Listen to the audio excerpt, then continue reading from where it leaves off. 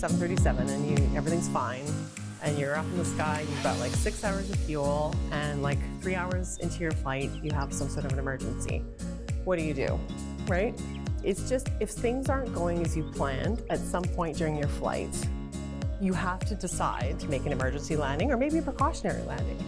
Right, we weren't losing money, we were profitable the whole time, but you could kind of see sometimes when the writing's on the wall and things aren't going as you planned, your profit margins are too small and something's not sustainable. We tried something that hadn't been done before here. I think we made something incredibly beautiful, and we created opportunity for the smaller artists and vendors, which was the goal, which was my goal from the very, very first time this idea crossed my mind. I still think it's viable in the Yukon for someone with infrastructure. There comes a point where you have to make a decision.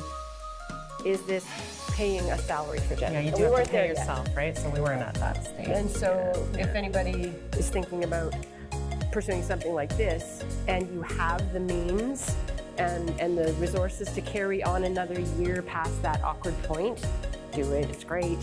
We chose instead to zip it up. We did the precautionary landing. We failed fast. You know, when I said earlier we got married and then we got to know one another, we didn't know that about each other at the very start. We just knew that we got along well. Kind of clicked. Yes, and it's fortunate that that is the way things worked out. I wouldn't recommend that, honestly. Like, I think you should do a little more research. Yeah. But, you know, as elopements go, worked out okay. Because of the business model, or because of the way that we structured the boxes, they were secret. No one knew what was in them until they were shipped. I still like that, but it made it harder to sell, particularly the first box. Because there's a lot of trust involved. It's like, send us $159, we'll send you and then something we'll great. send you something great.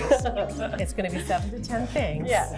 They're just things, you know, created in the Yukon, right? And the value is going to be there, but you have to trust us. So this first box is going to ship in June, right? So we need some lead time. So we have our wish list. We contact all our vendors, our producers, artists, and you know, how many things are we going to need? Well, so I drafted up like an Excel document, which is a purchase order, and made it look all official. We had a logo design, so we put the logo on that. So how many do we need? 50 to 150. We're like, well, it might be 50 or it might be 150. I don't know. But nowhere on the purchase order did I really explicitly say we cannot guarantee the purchase of these items. You will have to find other channels to sell your beautifully created item if we can't purchase it from you. Well, we're really hoping to hit this thing hard and like, let's do 150. Okay, and then they came in and it turned out that I really had not been clear with her. It was, I had to own it. And so we bought 150 paintings and we only had 50 subscriptions. For this particular piece, of course, they're exactly the same. Everyone we know, we wanted them all to be the same. We'll get these for Christmas forever. Would there ever have been a desire or possibly the thought of formalizing a relationship a bit more and getting actually married? Yeah, exactly. Do it. Take the chance. Don't gamble more than you can afford to lose, but gamble. I mean, go in, and if you love the idea, if you can't get the idea out of your head, if it's driving you crazy that you're not doing it, do it.